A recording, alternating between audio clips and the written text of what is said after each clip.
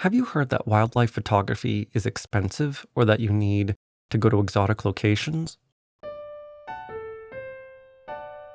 Well, I've heard quite a few myths about wildlife photography in the years doing it, and today I want to talk about three of the most common myths that I've heard about wildlife photography.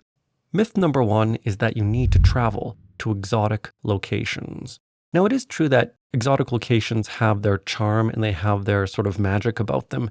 If you take a rare photo of the ochre-breasted ant pitta, it's probably going to be kind of more novel and more interesting to some people than if you take a photo of a Canada goose, but just because Canada geese have been photographed so many more times than the ochre-breasted ant pitta. But you can absolutely take amazing wildlife shots near your house too, because not only can you go there more often, you can also learn the territory, learn the best spots for animals. Whereas if you go on vacation, you just have a couple weeks to learn a spot if you've been there for the first time. Even if you've been there 3 or 4 times, it won't compare to your local patch at home where you can go dozens or even hundreds of times. Here, for example, is a shot I took of a bat falcon.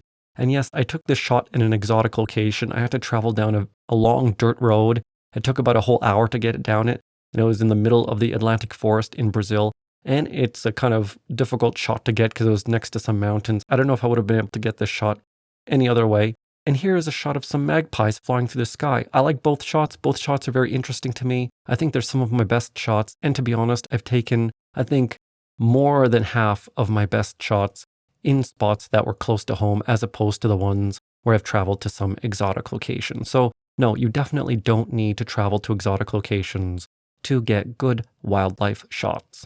Myth number 2, you need an expensive lens. So this is a big one. A lot of people think they need to buy a very expensive lens to do wildlife photography. Now, here's a shot I took of a Canada goose. I was just talking about Canada geese. And I took this shot with a $300 lens. Now, granted, a $300 lens is probably not going to get you a high keeper rate, a regularly high keeper rate of birds if you're into bird photography, for example. But you can get a pretty decent lens for bird photography for not much these days. For example, the Nikon 200 to 500 millimeter lens. That's a pretty good lens, and I think you can get world-class photos with it. You can get it used now for about $800. So even though it's a little bit of money, if you're really into a hobby seriously, it's not a lot of money to spend. You don't need to spend multiple thousands of dollars on a very expensive lens to get awesome shots. Now, there are a few cases where those very expensive f4 primes, like a 600 millimeter f4 prime, will be able to do things that a less expensive lens can't do. But that's a very specific application. There are other cases where that expensive lens versus a cheaper lens won't matter as much. And you can just do different types of photography where that difference in aperture doesn't matter as much.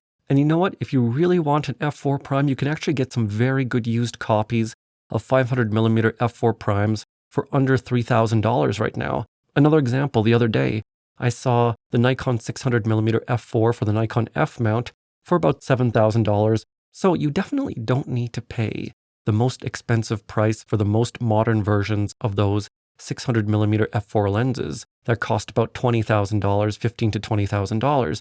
You can actually get some older used copies for the Nikon F mount. And honestly, if you get that 600 millimeter f4 for the Nikon F mount, you can get pretty much just as good images with those. There are a few tiny advantages to those newer lenses, but otherwise you can get those lenses for a fairly good bargain these days. And like I said, you really don't need that lens for the majority of wildlife photography. You can get amazing wildlife photography with lenses that are much cheaper, like that zoom I mentioned, the 200 to 500, or if you're in the Sony system, for example, the 200 millimeter to 600 millimeter lens used goes for about $1,500. It's a pretty decent price for a lens that does so much. So you don't need an ultra expensive lens to do wildlife photography.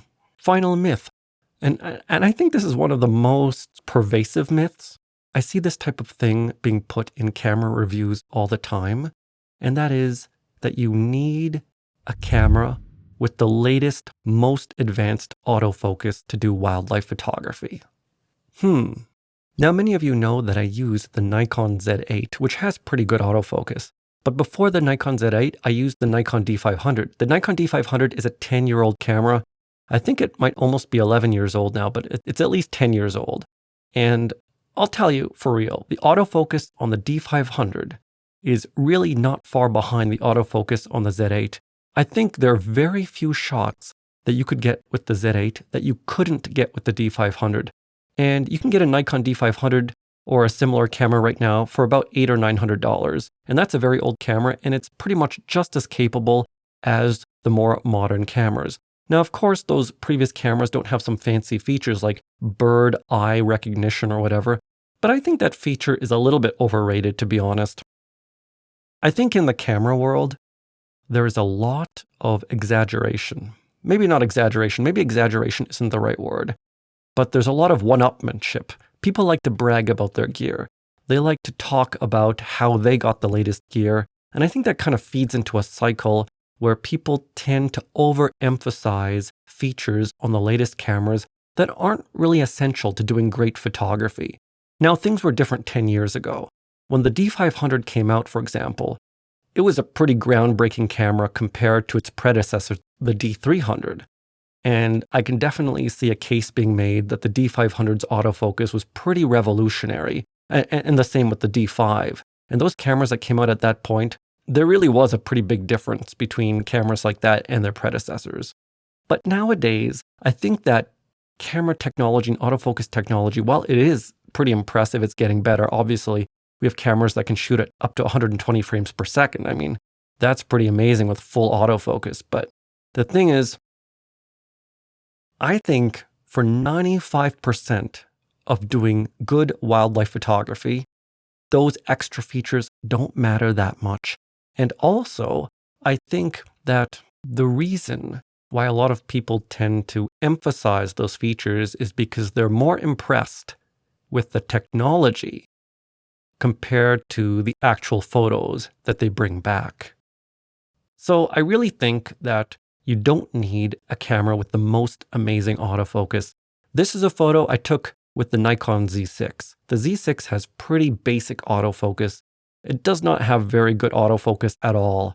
It's much worse than even the D500, and yet I've used it for many of my favorite wildlife shots. Here's another photo I took with the D500. Like I said, it's a 10-year-old camera right now, and it's perfectly capable of doing the vast majority of wildlife photography.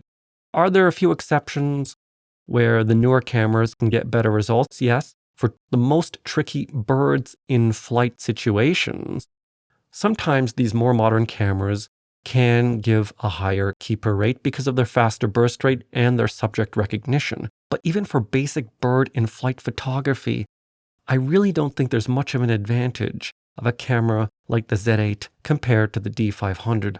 So I really think you should keep in mind that a lot of these features that are emphasized on the internet are 80% overblown, and you really don't need them. So if you don't want to spend thousands of dollars on the latest camera, go ahead and get a camera that's 8 years old, and you'll probably be able to do 80 to 90% of all the wildlife photography that a newer camera can do. So my general advice there is don't stress about gear.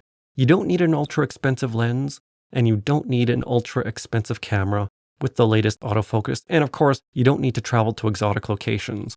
So I hope you enjoyed this video about some of the myths, some of the most popular myths surrounding wildlife photography.